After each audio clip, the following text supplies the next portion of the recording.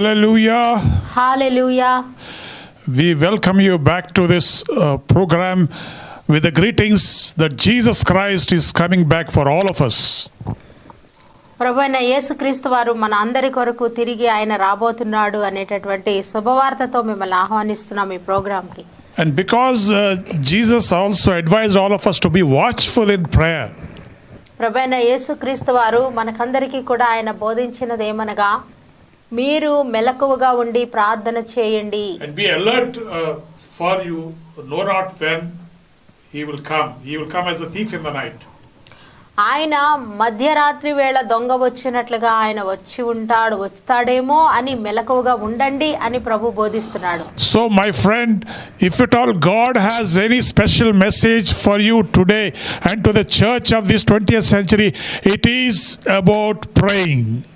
ఈ రోజు ఒకవేళ ప్రభువైన యేసుక్రీస్తు వారు ఈ యొక్క విశ్వాసిగా ఉంటున్నటువంటి నీకు నాకు లేదా ఈ యొక్క సంఘానికి ఈ 20వ శతాబ్దంలో ఉనికి కలిగినటువంటి ఈ సంఘంతో మాట్లాడుతున్నది ఏంటి అంటే ప్రార్థించండి అనేది దేవుని సందేశం అయి ఉన్నది. God is asking churches to pray, to spend time in prayer and to be prayerful and to be watchful in prayer. దేవుడు కోరుతున్నది ఏమిటి అంటే మీరు ప్రార్థించండి, మీరు మెలకువ కలిగి సిద్ధపాటు కొరకు మీరు ప్రార్థించండి, మెలకువ కలిగి ప్రార్థించమని సంఘాలను ప్రభు ఆదేశిస్తున్నాడు.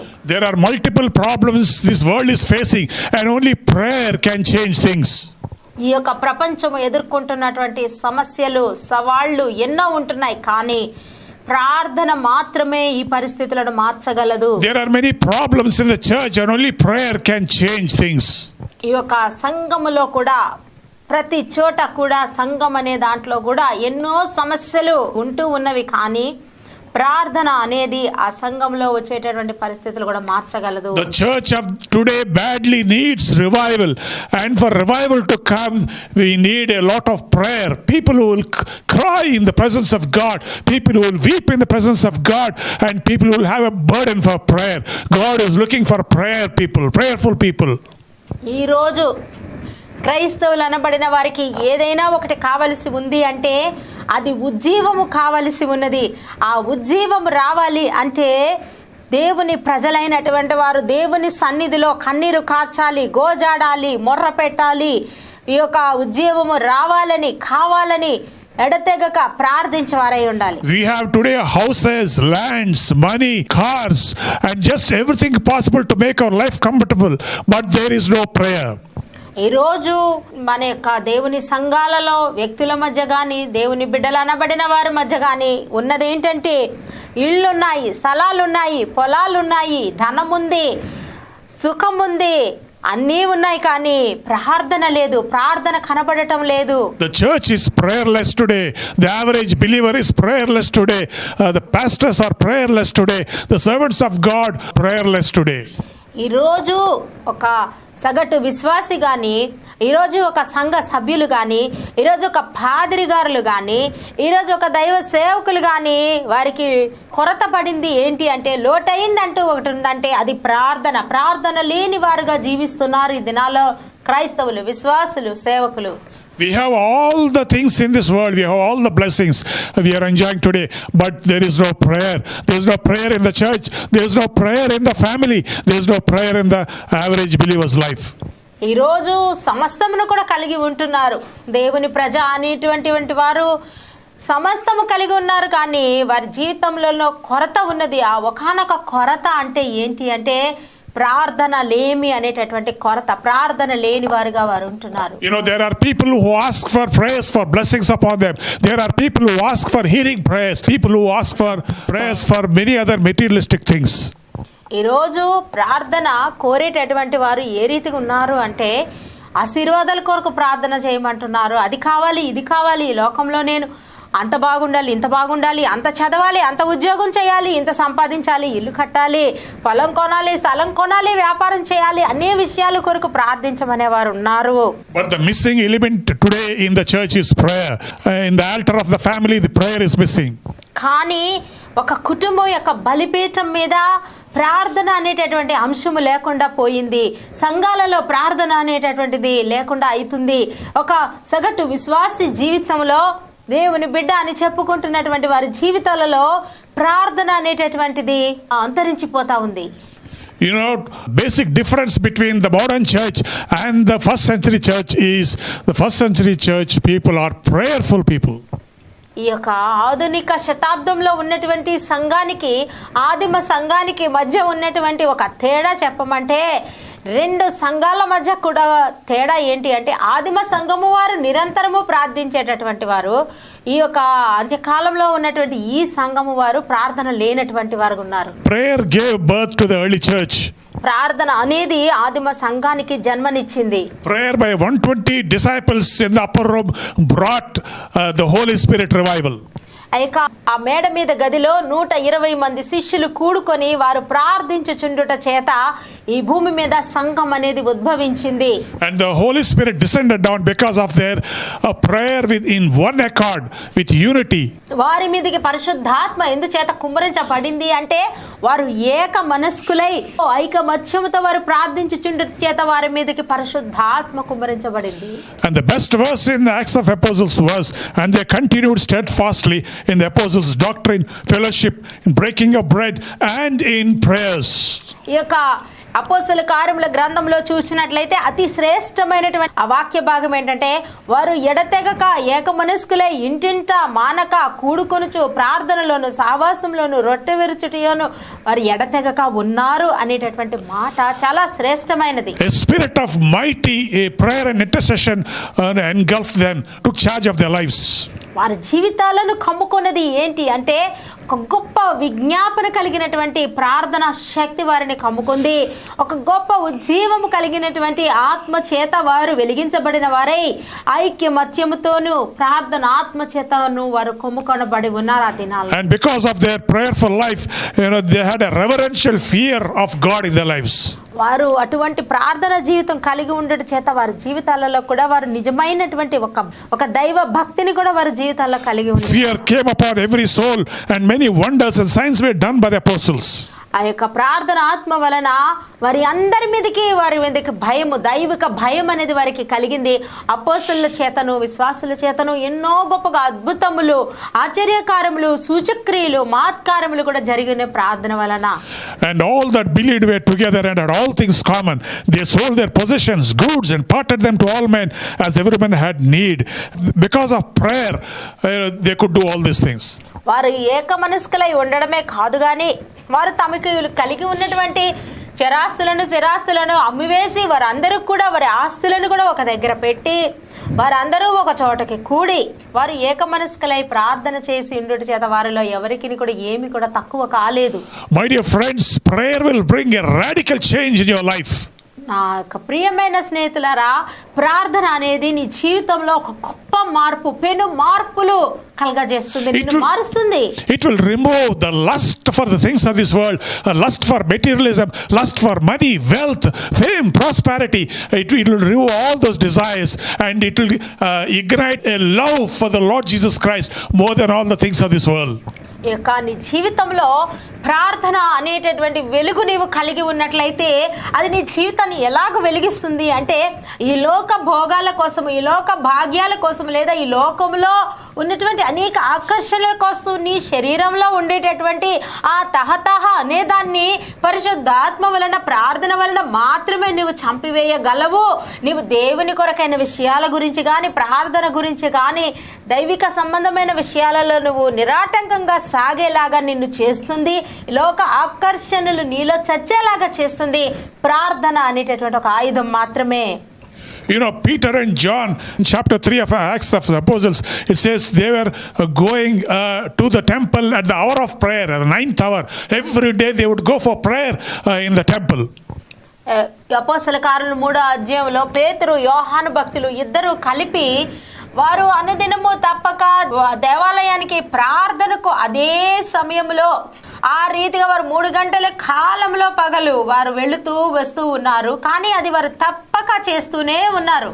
And when Peter was going into the temple and when a beggar was asking for alms, he tells them, Peter said, silver and gold have I none, but such as I have give I thee. అక్కడ అడుక్కు తిన్న ఒక వ్యక్తి ఉన్నాడు ఆ దేవాలయం ద్వారం దగ్గర.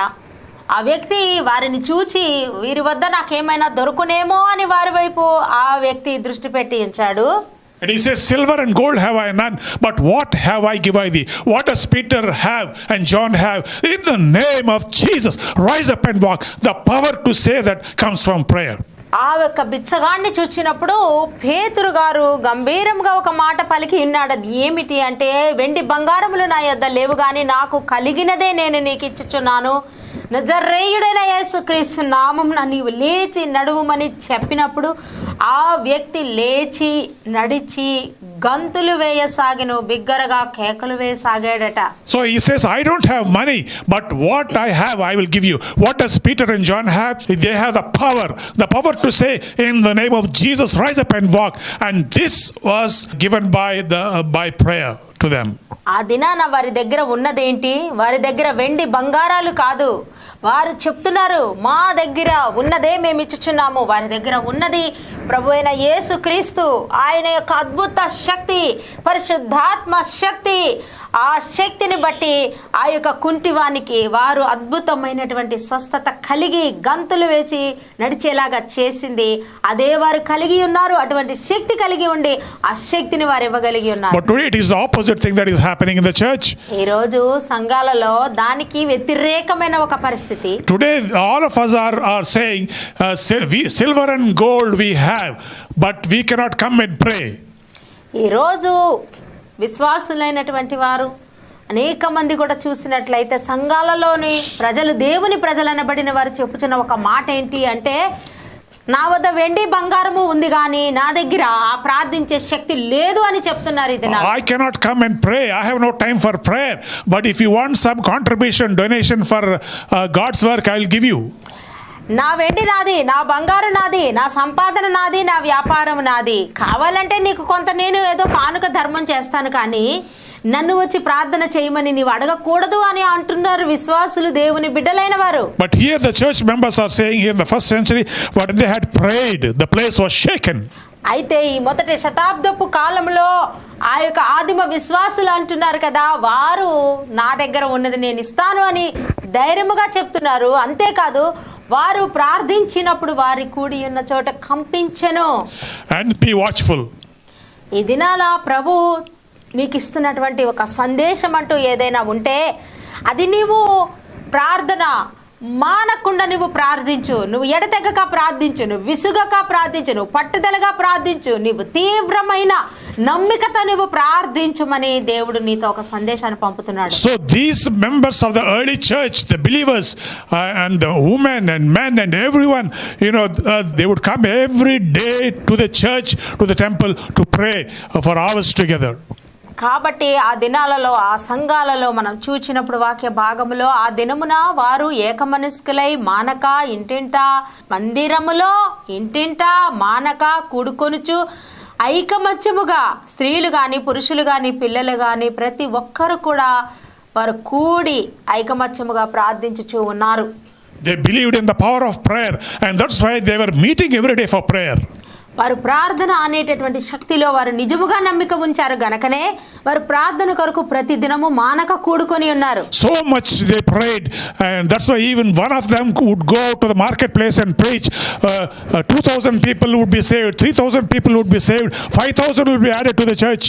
వారు ఎంతగా ప్రార్థించారు అంటే వారి సంఘంలో అటువంటి ఎడతెగని మానని ప్రార్థన వారు చేసి ఉండుట చేత ఆ ప్రార్థనా శక్తి ప్రతిఫలముగా ఒక్క వ్యక్తి వెళ్ళి ఆ సంత వీధిలో కానీ సువార్త ప్రకటిస్తే ఒకేసారి 3,000 మంది మార్పు చెందారు, ఒకేసారి 2,000 మంది మార్పు చెందారు. అటువంటి అద్భుత శక్తి వారు కేవలం ప్రార్థన వలన కలిగి ఉన్నారు.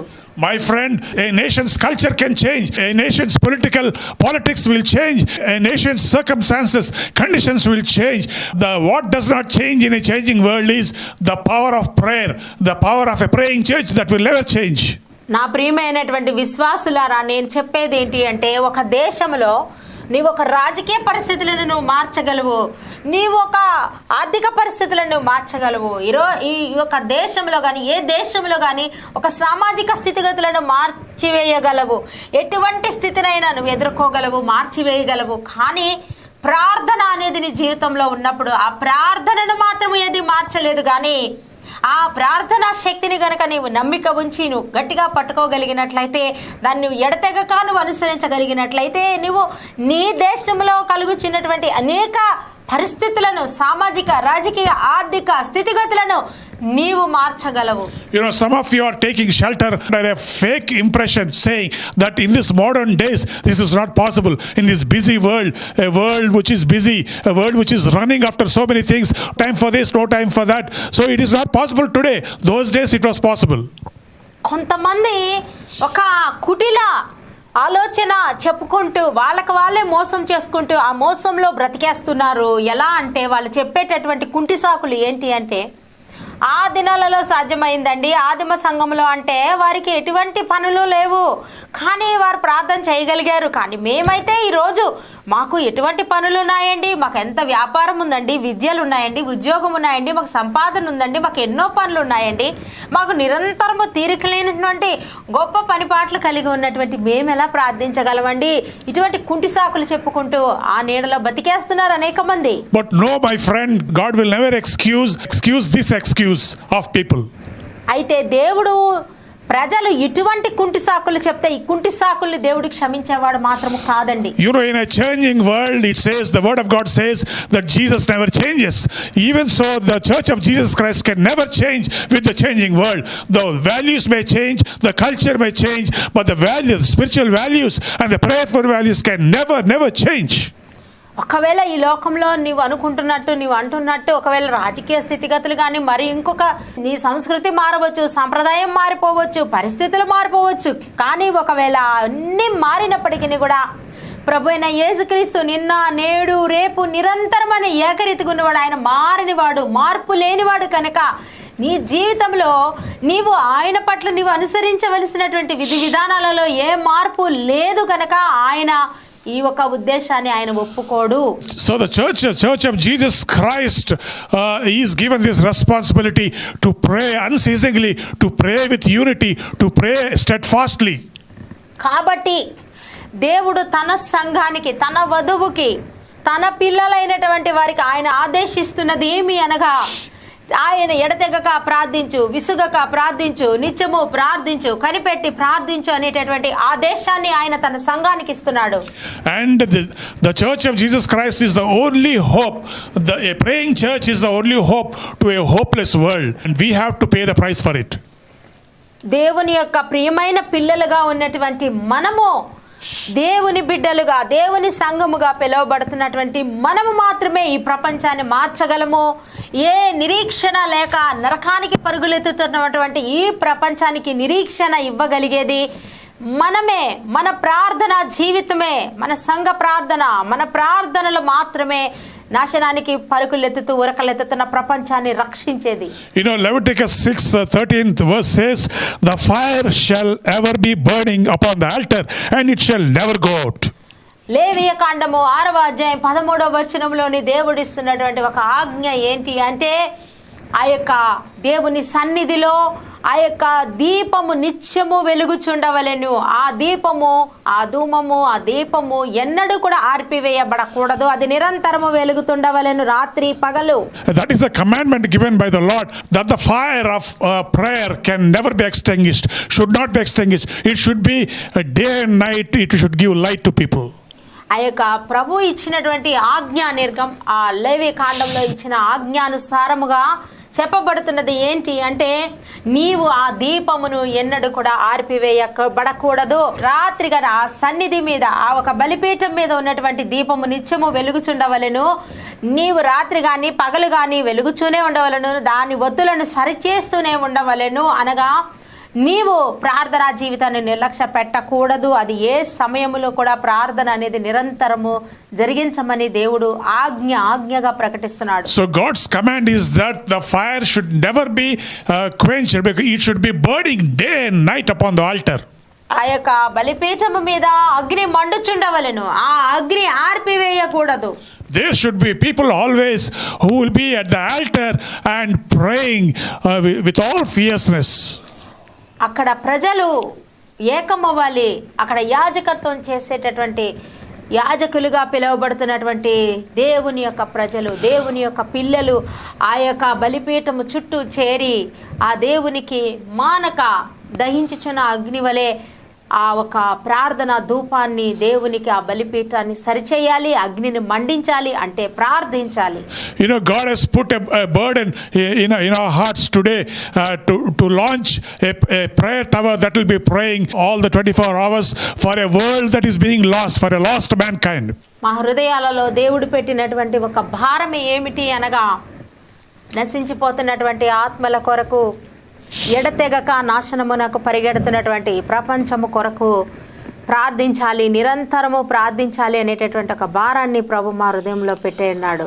And you know, in Amos chapter 6, the first verse, it says, "Woe to them that are at ease in Zion and trust in the mountains of Samaria, which are named chief of the nations." ఆమోసు గ్రంథము 6వ అధ్యాయంలోని Woe to them that are at ease in Zion is what? సియోనులో నిర్విచారముగా ఉన్న వారికి శ్రమ. Woe to them that are at ease in Zion. సియోనులో నిర్విచారముగా ఉన్న వారికి శ్రమ అంటున్నాడు ప్రభు. And Jesus, God says to every one of us, is a warning to those people who are at ease in Zion, who are living a life of pleasure, who trust in the mountains of the Samaria, which resemble this world, and who have no care or concern for the world that is going to hell. షోమ్రోను పర్వతాల మీద రంగవల్లులు అలంకరించుకునేటటువంటి వారు, అంటే ఈ లోకంలో ఉండేటటువంటి సుఖాన్ని సౌఖ్యాన్ని కోరుకుంటూ దేవుని సన్నిధిని నిర్లక్ష్య పెట్టి దేవుని సన్నిధానంలో బలిపీఠం మీద ఆ అగ్నిని నిరంతరము మండించమంటే, అంటే ఆ ప్రార్థన విడిచిపెట్టి ఈ లోకం కోసం పరుగులెత్తుతున్న వారు, ఈ లోకంలో సుఖపడాలి సౌఖ్యపడాలి అనే ఆలోచన కలిగి అటువంటి కోరికతో పరిగెత్తుతున్న వారికి శ్రమ అంటున్నాడు. God says, woe unto you if you are living at a life of ease in Zion, not bothered about, not moved at anything or everything of this world. ఈ లోకంలో జరుగుతున్న దేనిని బట్టి కూడా నువ్వు కదిలించకుండా నీ సుఖము, నీ సౌఖ్యము, నీ సంతోషం అనుకుంటూ నువ్వు నిర్విచారంగా బ్రతికేస్తున్నావే, అటువంటి నీకు ఏది పట్టనట్టు ఉన్నటువంటి నీకు శ్రమ అంటున్నాడు It దేవుడు. says you are lying upon beds of ivory. ఇదిగో నీవు దంతముతో చేర్చుకున్నటువంటి మంచపు పరుపుల మీద ఉంటున్నావే. You are stretching yourself, your legs and sleeping on the couches. ఇదిగో మీరు చక్కగా హాయిగా ఆ మంచాలలో పడుకొని నిద్రిస్తున్నారే. And you are eating the lambs out of the flock and calves in the midst of the stall. ఇదిగో మీరు ఆ దూడలో ఆ యొక్క కొవ్విన దూడలు కొని తీసుకుంటారే, గొర్రెలను తీసుకుంటారే, వధించుకుంటారే, తింటారే. And then you are chanting to the sound of the viol and invent to yourself instruments of music like David, and you are simply eating, you are simply sleeping, and you are enjoying the music. నీవు దావీదు సితార వాయించుచు దేవునికి కీర్తనలు పాడుచున్నంతగా నువ్వు ఆలోచించుకుంటూ నువ్వు పిచ్చి పాటలు కొన్ని పెట్టుకుంటూ ఆ పిచ్చి పాటలను నువ్వు వాయించుకుంటూ వినుకుంటూ అందులో నువ్వు సంతోషిస్తూ నువ్వేదో నువ్వు సుఖంగా సౌఖ్యంగా నువ్వు ఉంటున్నావే, అటువంటి నీకు శ్రమ. But you are not grieved at the affliction of Joseph or of the afflictions that are coming upon God's people or upon the perishing souls. అయితే నీవు నశించిపోతున్నటువంటి ఆత్మల విషయం కానీ, యోసేపు ఇంటి వారు అనుభవిస్తున్నటువంటి శ్రమల విషయంలో కానీ, దేవుని ప్రజలు అనుభవిస్తున్నటువంటి ఆ దుర్దినాల విషయంలో కానీ నువ్వు ఏమాత్రం ఆలోచన చేయటం లేదే, అటువంటి నీకు శ్రమ కాదా? So if this state of life describes you, God says woe unto you if you are living a careless and reckless life. ఈ ఒకవేళ ఇప్పుడు వర్ణించబడినటువంటి ఈ ఒక్క స్థితి కానీ నీ జీవితంలో కానీ ఉన్నట్లయితే దేవుడు అంటున్నటువంటి నీకు శ్రమ అనేది కూడా నీకు ఉంటుంది. So God is looking for people who will intercede for the perishing souls, intercede for people in problems, intercede a generation that is being lost. కాబట్టి దేవుడు ఎటువంటి వారి కొరకు వెతుకుతున్నాడు అంటే, ఎవరైతే నశించిపోతున్నారో, ఎవరైతే పాపంలో అంధకారంలో పడి మగ్గిపోతున్నారో, నరకానికి పరుగులెడుతున్నారో అటువంటి వారి కొరకు, నశించిపోతున్న ఆత్మల కొరకు, నశించిపోతున్న అనేక మంది జనాంగాల కొరకు, మొర్రపెట్టే వారి కొరకు దేవుడు ఈరోజు వెతుకుతున్నాడు. Oh, my believer friend, listen to the cry of God, listen to the heartbeat of God, and rededicate your lives for a life of prayer. Pray and pray without ceasing. ఒక విశ్వాసి జీవితంలో ఉన్నటువంటి నా ప్రియమైన విశ్వాసి బిడ్డలారా, దేవుని యొక్క హృదయ స్పందనకు మీరు స్పందించండి. దేవుని హృదయంలో ఉన్నటువంటి భారము, ఆత్మల కొరకైనటువంటి భారము, నశించిపోతున్న వారి కొరకైనటువంటి దేవుడు ఎంత వేదన పడి, ఎంత భారమును ఆయన పొందుతున్నాడో ఆ యొక్క భారాన్ని మీరు పంచుకుని ఆయనతో కూడా మీరు పాలివారయ్యి మీరు ఆయన నిమిత్తము, నశించిపోతున్న ఆత్మల నిమిత్తము ఆయన వద్ద మీరు గోజాడండి, ప్రార్థన చేయండి. Prayer changes things and prayer brings revival. ప్రార్థన అనేది పరిస్థితులను మారుస్తుంది, ఉజ్జీవాన్ని కలిగిస్తుంది. Will you pray, my friend? నువ్వు ప్రార్థన చేస్తావా నా స్నేహితుడా? God bless you. దేవుడు మిమ్మల్ని దీవించుగాక.